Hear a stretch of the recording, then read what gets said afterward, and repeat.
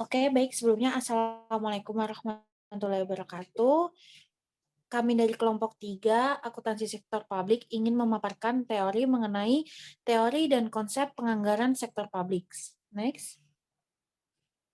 Adapun nama anggota kelompok kami, yang pertama dia Ayu Listianingsih dengan NPM 2023010131, Hana Sistia Adisti 2023010133, Laila Rian Septiana 2023010143, Nora Febriana 2023010146, Novia Oktaviani 2023010147, Ramadhani Nila Kusuma Putri dengan NPM 2023010149. Next.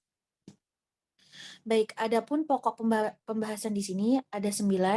Yang pertama pendahuluan, yang kedua pengertian anggaran sektor publik, yang ketiga fungsi anggaran sektor publik, yang keempat tujuan dan karakteristik anggaran sektor publik, yang kelima prinsip-prinsip dalam penganggaran sektor publik, yang keenam pendekatan penganggaran pada sektor publik, yang ketujuh, perkembangan teori penganggaran sektor publik. Yang kedelapan, penganggaran dan standar pelayanan minimal atau yang disebut dengan SPM. Yang kesembilan, kesimpulan. Next. Baik, materi selanjutnya akan dijelaskan. Baik, untuk yang pertama yaitu pendahuluan. Apapun jenis organisasinya, swasta maupun publik, selalu terkait dengan anggaran. Sistem penganggaran merupakan instrumen dari mekanisme birokrasi pada suatu organisasi yang berfungsi sebagai alat untuk mengalokasikan sumber daya dalam bentuk barang dan jasa yang ada ke dalam anggota organisasi. Dalam konteks negara sebagai sebuah organisasi, maka sistem penganggaran merupakan alat untuk mengalokasikan sumber daya dalam bentuk barang dan jasa yang ada ke dalam masyarakat sesuai dengan perkembangan sistem administrasi publik dan tuntutan masyarakat dalam konteks sistem sosial dan politik tertentu, berkembanglah sistem penganggaran negara atau yang dapat juga disebut dengan penganggaran sektor publik. Oleh karena anggaran sebagai instrumen mekanisme birokrasi, maka anggaran merupakan alat akuntabilitas atas pengelolaan dana publik dan pelaksanaan program-program yang dibiayai dengan uang publik. Banyak teori penganggaran muncul dari teori-teori dalam administrasi publik. Peranan teori penganggaran ini sangat penting untuk memahami penganggaran publik dan dapat memandu organisasi sektor publik menyusun anggaran yang berkualitas. Namun demikian, Gibran dan Sekwat pada 2009 berpendapat bahwa teori penganggaran yang ada selama ini belum memuaskan dan perlu pendekatan alternatif dalam mengembangkan teori penganggaran. Pendapat tersebut menunjukkan bahwa teori-teori penganggaran yang ada dianggap belum sempurna dan masih menghadapi tantangan yang cukup besar untuk pengembangan di masa mendatang. Begitu juga dengan penganggaran sektor publik di Indonesia. Next. Selanjutnya dilanjutkan rekan saya. Yang selanjutnya ada pengertian anggaran sektor publik. Anggaran memiliki peran penting dalam organisasi sektor publik, terutama di pemerintahan. Di sini ada 3 definisi anggaran. Yang pertama menurut Mardiasmo 2009, anggaran merupakan pernyataan mengenai estimasi kinerja yang hendak dicapai selama periode waktu tertentu yang dinyatakan dalam ukuran finansial. Kemudian yang kedua, menurut Sugijanto tahun 1995, anggaran adalah rencana kegiatan yang diwujudkan dalam bentuk finansial, meliputi usulan pengeluaran yang diperkirakan untuk suatu periode waktu, serta usulan cara-cara memenuhi pengeluaran tersebut. Kemudian yang ketiga, menurut Bastian tahun 2006, yaitu sebagai paket pernyataan perkiraan, penerimaan, dan pengeluaran yang diharapkan dan terjadi dalam satu atau beberapa periode mendatang. Jadi dapat kita cari kata kuncinya untuk yang definisi pertama itu lebih bersifat umum, yaitu bahwa anggaran berisi estimasi kinerja. Kemudian di definisi kedua, itu mengkhususkan isi anggaran hanya untuk pengeluaran saja. Sedangkan di definisi ketiga, menyatakan bahwa anggaran tidak hanya berisi pengeluaran, tetapi juga berisi penerimaan. Next. Selanjutnya, bagaimana dengan informasi keuangan organisasi di masa lalu? Apakah termasuk ke dalam anggaran? Menurut Bastian 2006 dan Ulum 2008, mendukung bahwa anggaran tidak hanya menyajikan informasi rencana penerimaan dan pengeluaran di masa mendatang, melainkan juga menyertakan data penerimaan dan pengeluaran yang benar-benar terjadi di masa lalu. Penyajian data masa lalu ini selaras dengan fungsi anggaran, yaitu sebagai alat pengendalian dan alat penilaian kinerja. Jadi dapat kita simpulkan bahwa definisi anggaran adalah dokumen yang berisi estimasi kinerja, baik berupa penerimaan dan pengeluaran, yang disajikan dalam ukuran moneter yang akan dicapai pada periode waktu tertentu, dan menyertakan data masa lalu sebagai bentuk pengendalian dan penilaian kinerja. Selanjutnya akan dijelaskan oleh rekan saya. Selanjutnya adalah fungsi anggaran sektor publik. Fungsi anggaran menurut Madi Asma yang mengidentifikasi beberapa fungsi anggaran dalam manajemen sektor publik sebagai berikut. Yang pertama, anggaran sebagai alat perencanaan.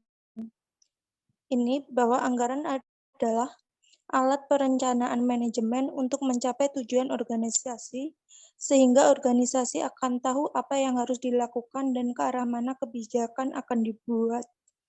ASP ini dibuat untuk merencanakan tindakan apa yang akan dilakukan oleh pemerintah, berapa biaya yang dibutuhkan, dan berapa hasil yang diperoleh dari belanja pemerintah tersebut. Anggaran sebagai alat perencanaan digunakan untuk merumuskan tujuan serta sasaran kebijakan agar sesuai dengan visi misi yang diterapkan.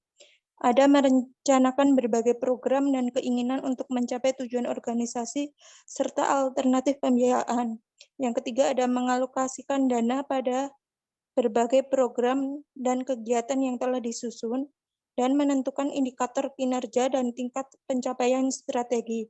Yang kedua, ada anggaran sebagai alat pengendalian.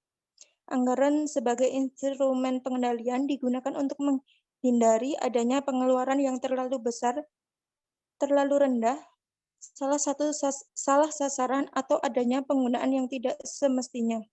Anggaran juga sebagai alat untuk mengawasi kondisi keuangan dan pelaksanaan operasional program atau kegiatan pemerintah.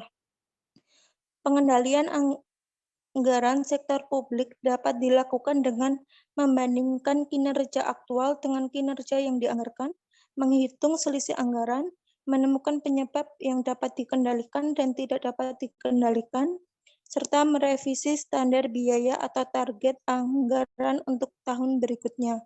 Next.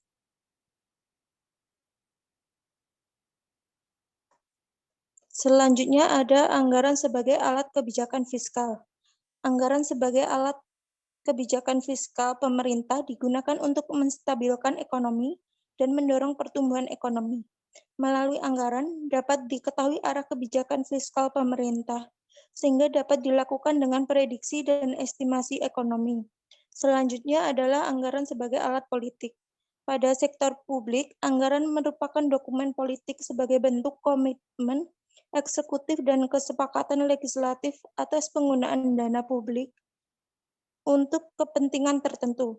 Anggaran digunakan untuk memutuskan prioritas dan kebutuhan keuangan terhadap prioritas tertentu.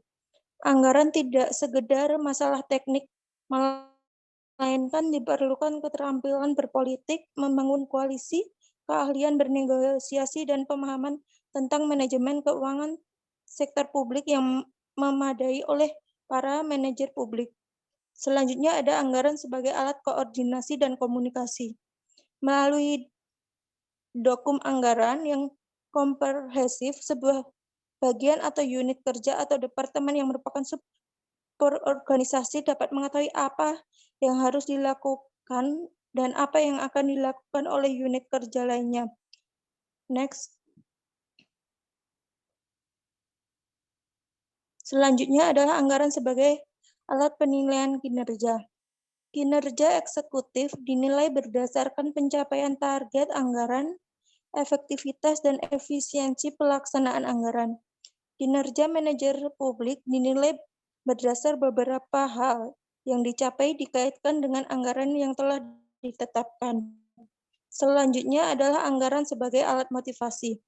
Anggaran dapat digunakan untuk memotivasi manajer dan stafnya agar dapat bekerja secara ekonomis, efektif, dan efisien dalam mencapai target dan tujuan organisasi yang diterapkan.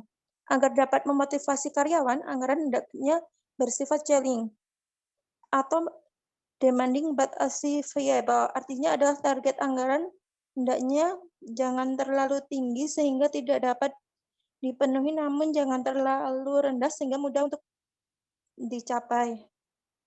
Yang terakhir adalah anggaran sebagai alat untuk menciptakan ruang publik. Pada fungsi ini, anggaran hanya berlaku pada organisasi sektor publik, karena pada organisasi swasta, anggaran merupakan dokumen rahasia yang tertutup untuk publik. Masyarakat dan elemen masyarakat harus terlibat dalam proses penganggaran publik. Keterlibatan mereka dapat bersifat langsung dan tidak langsung. Keterlibatan langsung pada masyarakat dalam proses penganggaran dapat dilakukan mulai dari proses penyusunan, perencanaan, pembangunan, maupun rencana kerja pemerintah daerah, sedangkan keterlibatan secara tidak langsung dapat melalui perwakilan di DPR maupun DPRD. Next. Selanjutnya adalah tujuan dan karakteristik anggaran sektor publik. Anggaran bagi sektor publik adalah alat untuk mencapai tujuan dalam rangka memberikan pelayanan kepada masyarakat yang tujuannya untuk meningkatkan pelayanan publik dan kesejahteraan masyarakat. Penganggaran sektor publik ini terkait dengan proses penentuan jumlah alokasi dana untuk tiap-tiap program dan aktivitas dalam satuan moneter. Proses penganggaran sektor publik dimulai pada perencanaan strategi dan perencanaan operasional selesai dilakukan. Perencanaan dan penganggaran ini merupakan proses yang penting dalam penyelenggaraan pemerintah, karena berkaitan dengan tujuan pemerintah untuk melayani dan mensejahterakan rakyat. Perencanaan dan penganggaran merupakan proses yang terintegrasi karena output dari perencanaan adalah penganggaran. Anggaran sektor publik ini harus dapat merefleksikan perubahan prioritas kebutuhan dan keinginan masyarakat, serta dapat menentukan penerimaan dan pengeluaran pemerintah pusat dan daerah. Next. Selanjutnya adalah karakteristik anggaran sektor publik. Yang pertama ada anggaran dinyatakan dalam satuan keuangan. Yang kedua ada anggaran mencakup jangka waktu tertentu, misalnya 1 atau beberapa tahun, jangka pendek, menengah, ataupun panjang. Yang ketiga ada anggaran berisi komitmen atau kesanggupan manajemen untuk mencapai sasaran yang ditetapkan. Yang keempat ada usulan anggaran ditelaah dan disetujui oleh pihak berwenang yang lebih tinggi dari penyusun anggaran. Dan yang terakhir adalah sekali disusun anggaran hanya dapat diubah dalam kondisi tertentu. Next. Nah, anggaran sektor publik tidak dapat mencakup semua aspek kehidupan masyarakat. Ada beberapa aspek yang tidak tersentuh oleh anggaran sektor publik, baik nasional maupun lokal. Oleh karena itu, dengan adanya anggaran sektor publik diharapkan dapat membantu memenuhi kebutuhan masyarakat seperti air, listrik, dan kesehatan, serta pendidikan. Keputusan yang diambil oleh pemerintah melalui anggaran juga akan mempengaruhi tingkat kesejahteraan masyarakat. Oleh karena itu, anggaran sektor publik menjadi penting karena sebagai alat pemerintah untuk mengarahkan pembangunan, menjamin kesinambungan, dan meningkatkan kualitas hidup masyarakat, serta adanya kebutuhan dan keinginan masyarakat yang tidak terbatas dan terus berkembang. Sedangkan sumber daya yang ada terbatas. Yang ketiga ada untuk meyakinkan bahwa pemerintah telah bertanggung jawab terhadap rakyat. Dalam hal ini anggaran berperan sebagai instrumen akuntabel publik. Selanjutnya ada aspek yang tercakup dalam anggaran sektor publik ini ada 3. Yang pertama aspek perencanaan, kedua pengendalian, dan yang ketiga akuntabilitas publik. Nah, Penganggaran sektor publik ini harus diawasi mulai dari tahap perencanaan hingga pelaporan. Proses penganggaran akan lebih efektif jika diawasi oleh lembaga pengawas khusus yang bertugas untuk mengontrol proses perencanaan dan pengendalian anggaran. Next. Selanjutnya dilanjutkan oleh selanjutnya yaitu mengenai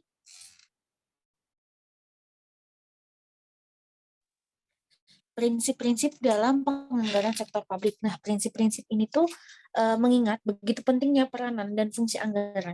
Diperlukannya sebuah prinsip-prinsip yang menjadi pedoman bagi organisasi publik atau pemerintah dan dalam penyusunannya. Beberapa prinsip tersebut ini menurut Mardiasmo tahun 2009.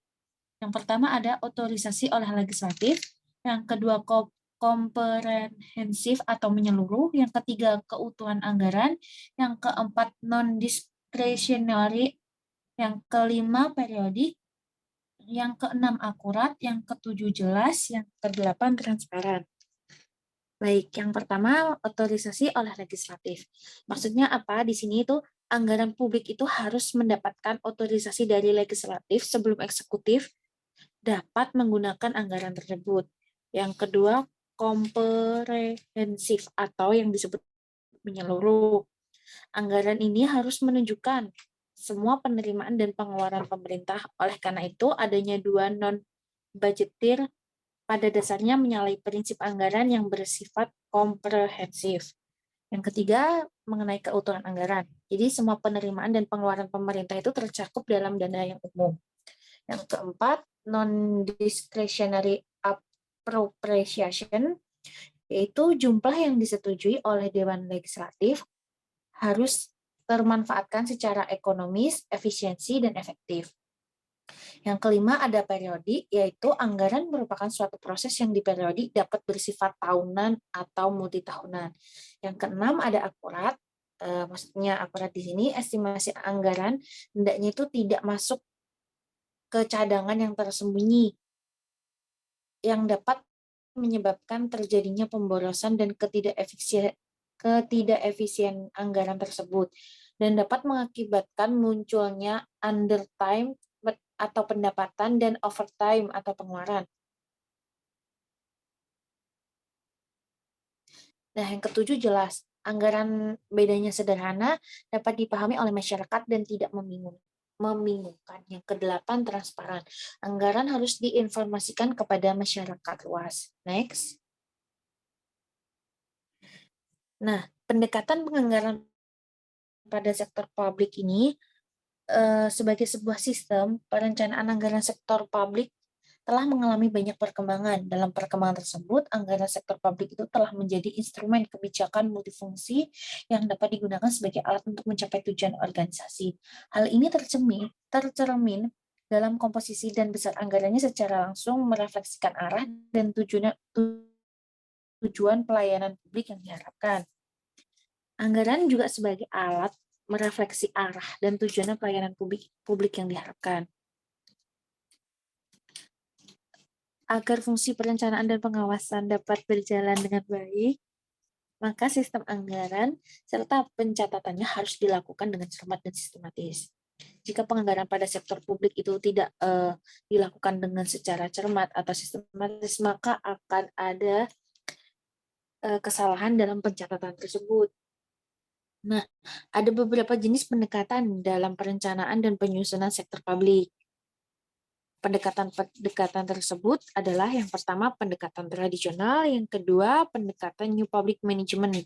Nah, pendekatan New Public Management itu dibagi menjadi 4 bagian. Yang pertama pendekatan kinerja, yang kedua pendekatan penganggaran program, yang ketiga pendekatan sistem perencanaan dan penganggaran terpadu, planning, programming, and budgeting system atau yang bisa disebut dengan PPBS, yang keempat pendekatan anggaran berbasis nol.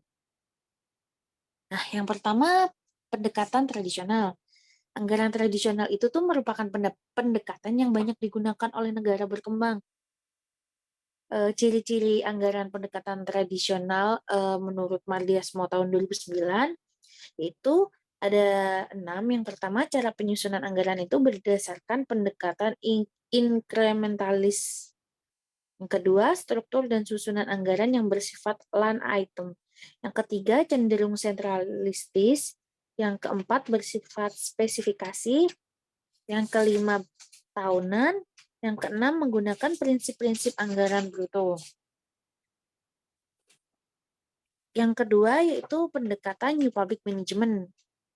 Menurut Mardiasmo tahun 2009 menyatakan bahwa model New Public Management itu mulai dikenal pada tahun 1980-an dan kembali populer lagi pada tahun 1990 yang mengalami beberapa bentuk konsep atau mengalami beberapa bentuk perubahan dalam signifikannya.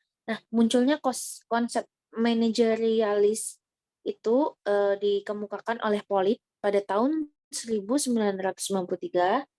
Dan ada perubahan kembali yaitu Market-Based Public Administration yang dikemukakan oleh Lan Xiong dan Rosenblum pada tahun 1992. New Public Management itu berfokus pada manajemen sektor publik yang berorientasi pada kinerja, bukan pada kebijakannya. Oleh karena itu, bagian dari reformal dari New Public Management itu dengan kemunculannya manajemen berbasis kinerja, fokus manajemen berbasis kinerja adalah pengukuran kinerja organisasi sektor publik yang berorientasi pada pengukuran outcome atau hasil. Nah, bukan lagi sekedar pengukuran input atau output saja. Menurut Mahmudi tahun 2007, penggunaan paradigma New Public Management itu menuntut pemerintah untuk memberikan pelayanan yang lebih efektif dan efisien kepada masyarakat.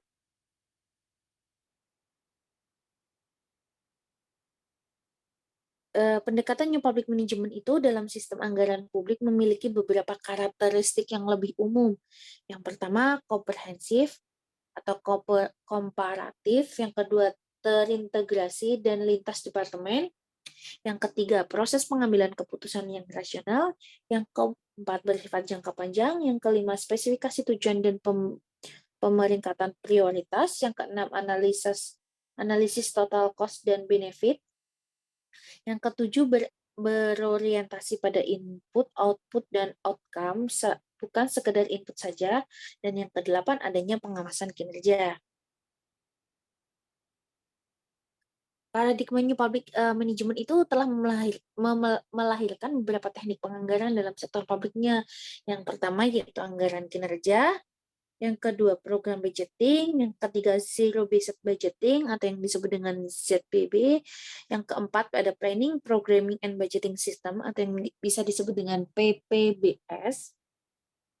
Nah, anggaran kinerja sendiri itu anggaran dengan pendekatan kinerja yang disusun untuk mengatasi berbagai kelemahan yang terdapat dalam anggaran tradisional.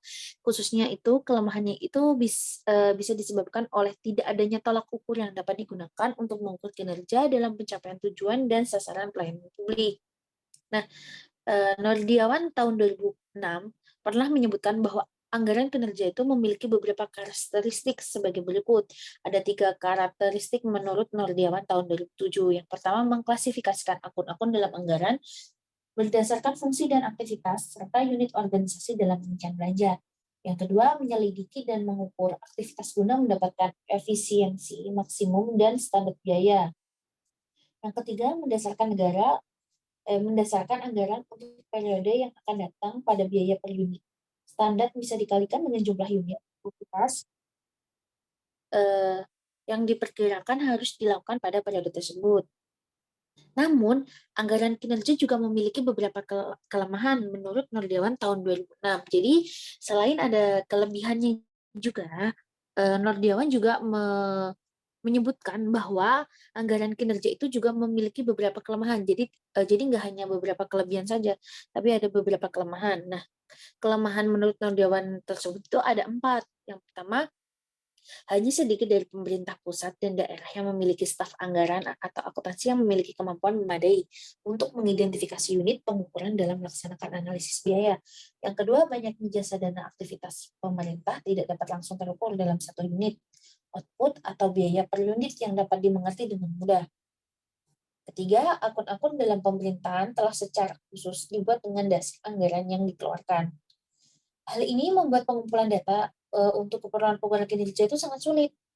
Karena apa? Karena akun-akun pemerintah itu telah dibuat secara khusus yang dibuat berdasarkan anggaran yang sudah dikeluarkan. Yang keempat, kadangkala aktivitas langsung diukur biaya secara detail yang dilakukan pengukuran lainnya tanpa adanya pertimbangan yang memadai apakah aktivitas tersebut perlu atau tidak. Yang kedua, yaitu mengenai program budgeting. Program budgeting sendiri itu pendekatan yang menekankan pada efektivitas penyusunan anggaran. Anggaran ini disusun berdasarkan pekerjaan atau tugas yang akan dijalankan. Nah, metode penganggaran ini tuh menekankan bahwa keputusan penganggaran itu harus berdasarkan tujuan-tujuan atau output-output dari aktivitas pemerintah. Nah, input untuk menghasilkan barang dan jasa pemerintah itu, teknologi penganggaran ini tuh tergantung pada metodologi dari program peramalan dan analisis sistem. Yang ketiga, zero based budgeting atau yang bisa disebut dengan ZBB. Penyusunan anggaran dengan menggunakan pendekatan zero based budgeting itu mengatasi kelemahan pendekatan incrementalis dan line item karena anggaran diasumsikan mulai dari nol. Jadi dalam penyusunannya tuh zero based budgeting itu tidak berdasarkan pada tahun lalu, tapi berdasarkan kebutuhan saat ini. Jadi zero based budgeting itu tidak tahun lalu atau 2 tahun ke belakang atau 3 tahun ke belakang, tapi pada tahun sekarang, tahun yang akan datang gitu. Itu berdasarkan kebutuhan saat ini. Yang keempat ada Planning, Programming, and Budgeting System atau yang bisa disebut dengan PPBS. Itu kayak anggaran di mana pada program kerja dan secara sekunder itu didasarkan pada jenis atau karakter objek dan kinerja. Konsep PPBS itu merupakan konsep yang memandang bahwa penyusunan anggaran itu merupakan bagian yang tidak dapat dipisahkan dari proses perencanaan dan perumusan program kegiatan suatu organisasi. Nah, di sini ada kelebihan juga dari planning, programming, and budgeting. Itu memudahkan dalam pendelegasian tanggung jawab dari atasan kepada bawahan dalam jangka panjang dapat mengurangi beban kinerja dan dapat memperbaiki kualitas pelayanan melalui pendekatan standar biaya. Namun, kelemahan pada planning program budgeting system ini pengimplementasiannya tuh membutuhkan biaya yang sangat besar karena sistem anggaran itu membutuhkan sistem informasi yang sangat canggih dan ketersediaan data yang sangat lengkap. Apabila pada bagian planning, programming, and budgeting ini kayak tidak memiliki informasi yang sangat canggih, ketersediaan data yang lengkap, dia tidak akan mampu mengulas data-data sebelumnya dan mengakibatkannya sulit sistem itu tuh untuk diimplementasikan kembali gitu. Baik, next slide. Baik, materi next slide. Next.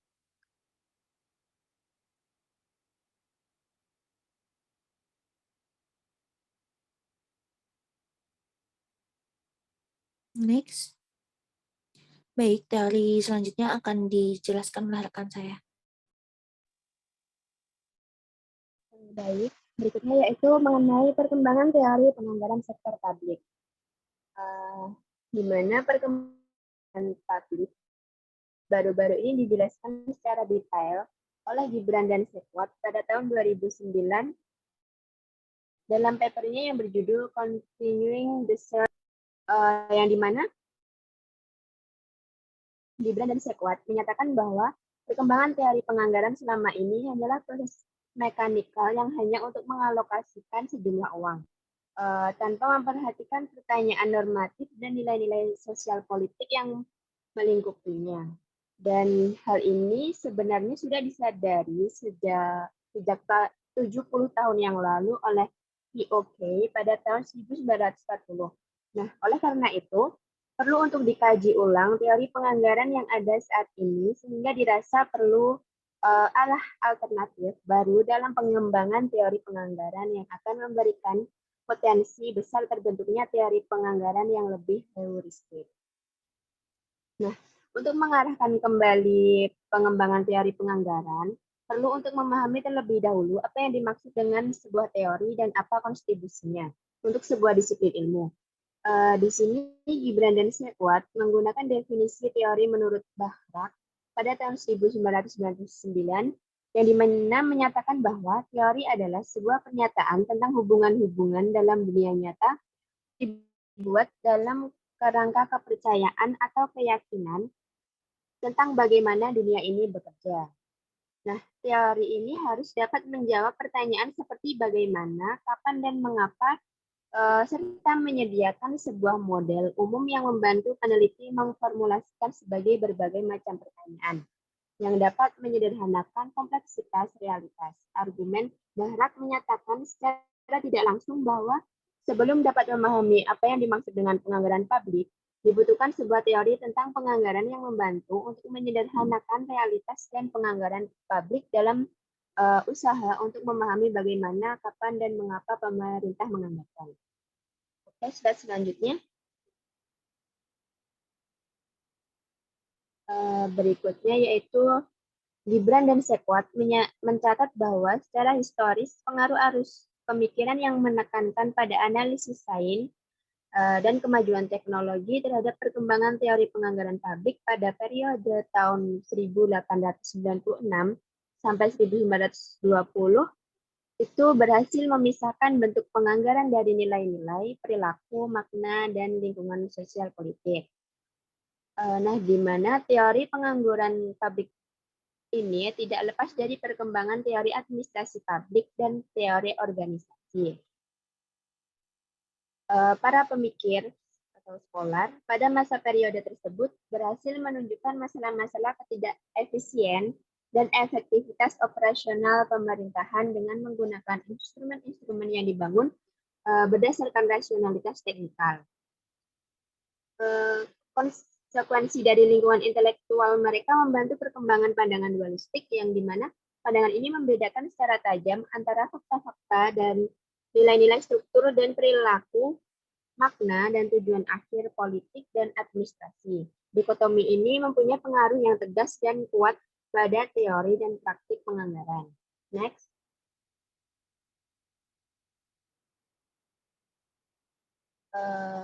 Berikutnya, Lewis tahun 1997 pada halaman 157 sampai 159 dalam Gibran dan Sekwat menunjukkan bahwa fakta gerakan manajemen sains dan manajemen administratif berpengaruh signifikan dalam membentuk kekuatan politik dana ideologi sehingga menuntut diberlakukannya Budgeting and Accounting Act tahun 1921. Pembaru awal tersebut mendukung pembatasan cakupan aktivitas pemerintah untuk menyimpan dana. Kemudian sistem penganggaran yang dihasilkan Budgeting and Accounting tahun 1921 berfokus pada pengendalian. Nah, undang-undang ini menerapkan line item budget yang terpusat pada eksekutif dengan membentuk sebuah dinas yang dinamakan dengan General Accounting Office yang dimiliki kemampuan teknis untuk membantu Kongres atau lembaga legislatif dalam pembuatan keputusan anggaran. Selanjutnya.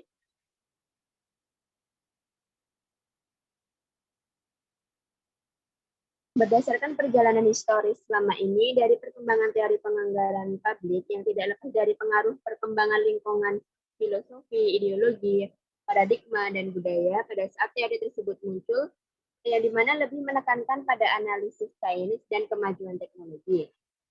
Sebagaimana dijelaskan di atas, sehingga menyebabkan teori penganggaran lebih bersifat rasionalitas, teknikal, dan terpisah dari konteks lingkungan dan perilaku yang melingkupinya. Nah, oleh karena itu, Gibran dan Sekwat menawarkan pendekatan alternatif baru dalam pengembangan teori penganggaran, yaitu dengan menggunakan pendekatan teori sistem terbuka. Teori sistem terbuka sendiri berpendapat bahwa ketika sebuah organisasi memelihara kondisinya lebih atau kurang mantap selama jangka waktu tertentu, organisasi akan berusaha mengembangkan sebuah perbedaan. Namun, kita memiliki kesamaan yang tinggi pada organisasi. Selanjutnya.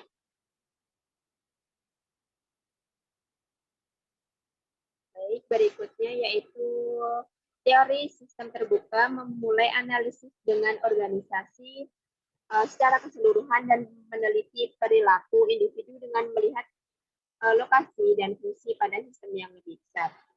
Di sini Gebran dan Sekon menyarankan 4 argumentasi, yaitu yang pertama, teori penganggaran seharusnya selalu sadar bagaimana individu bereaksi, lokasi mereka, fungsi dan interaksi pada sebuah sistem yang lebih besar. Dan selanjutnya,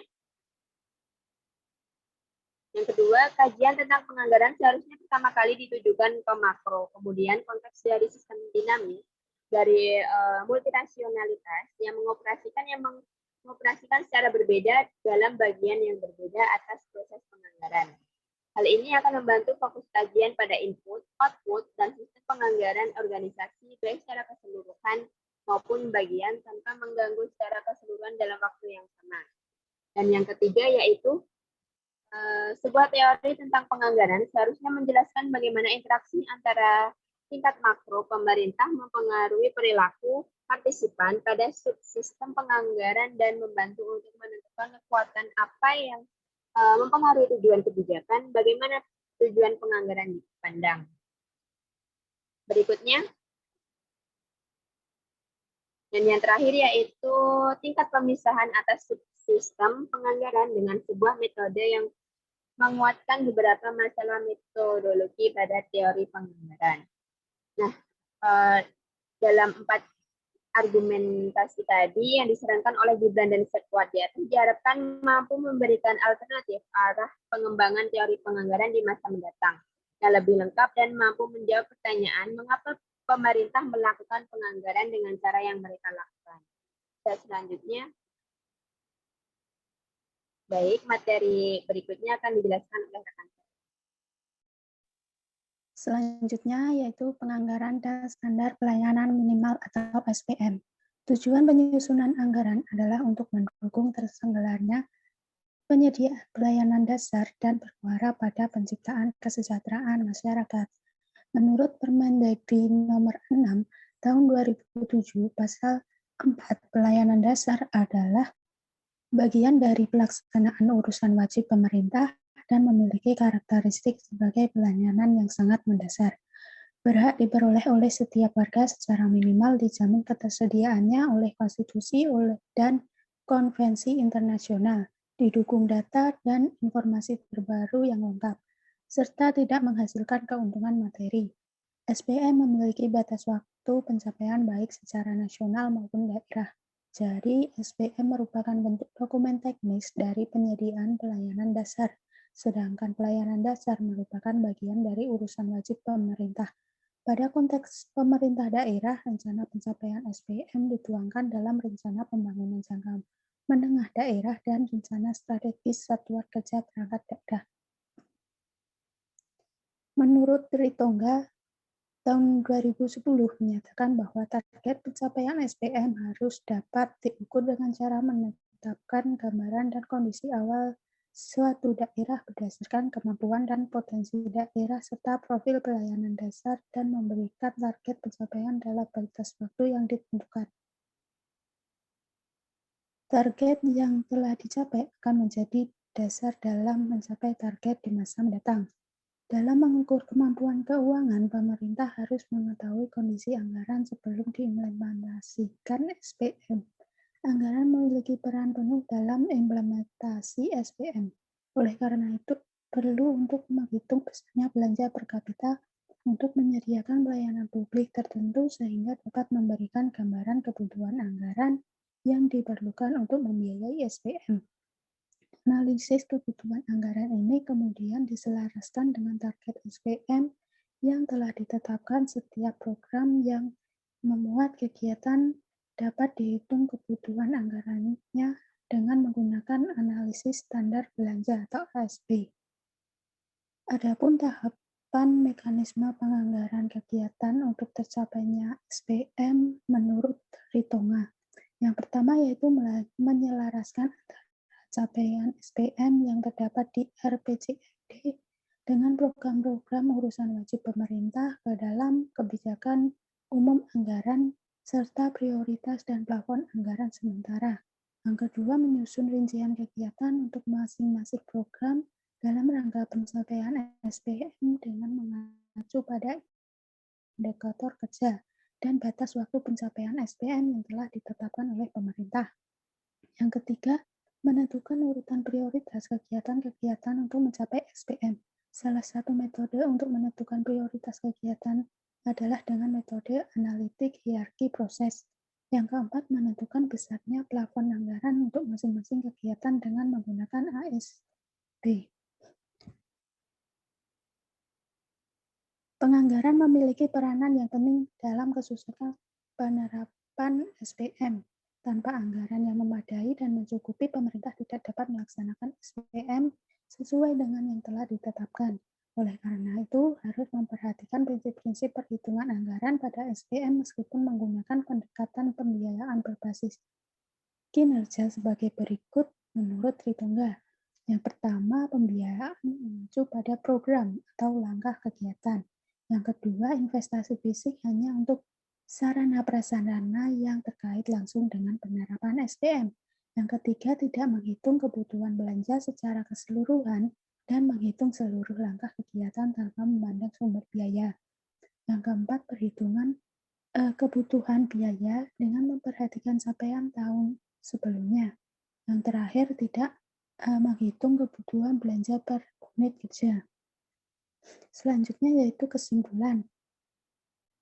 Sistem penganggaran merupakan instrumen dari mekanisme birokrasi pada suatu organisasi yang berfungsi sebagai alat untuk mengalokasikan sumber daya dalam bentuk barang dan jasa yang ada ke dalam anggota organisasi. Sesuai dengan penerapan sistem administrasi publik dan tuntutan masyarakat, dalam konteks sistem sosial dan politik tertentu, berkembanglah sistem penganggaran negara atau yang dapat juga disebut dengan penganggaran sektor publik.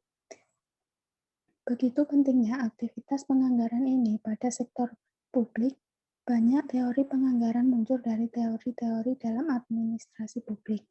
Gibran dan Septuat berpendapat bahwa teori penganggaran yang ada selama ini belum lengkap dan perlu pendekatan alternatif dalam mengembangkan teori penganggaran di masa mendatang.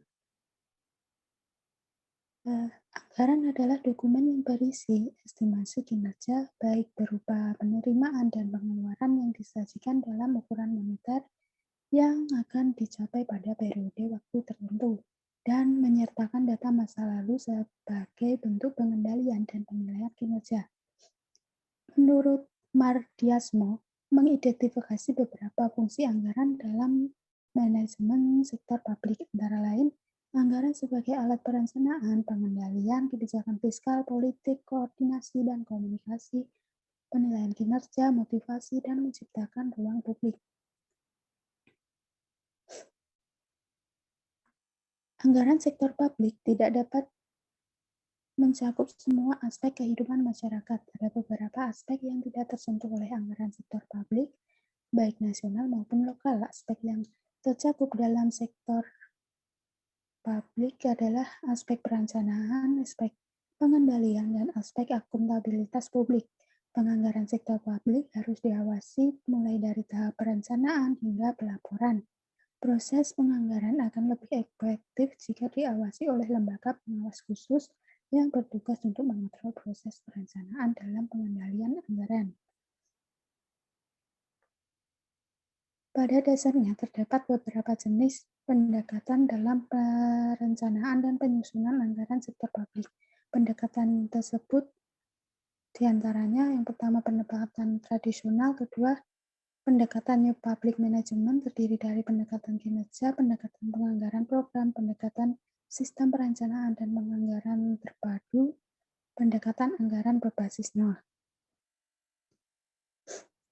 Dalam mengukur kemampuan keuangan, pemerintah harus mengetahui kondisi anggaran sebelum mengimplementasikan SPM agar memiliki peran penuh dalam implementasi SPM.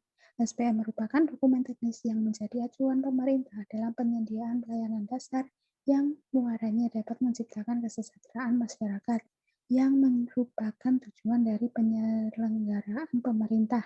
Jadi, anggaran berperan penting dalam mencapai tujuan penganggaran pemerintah, yaitu untuk menyejahterakan masyarakat dan memberikan pelayanan dasar melalui integrasi antara SPM dan penganggaran. Baik, sekian presentasi dari kelompok kami. Kurang lebihnya kami mohon maaf. Wassalamualaikum warahmatullahi wabarakatuh.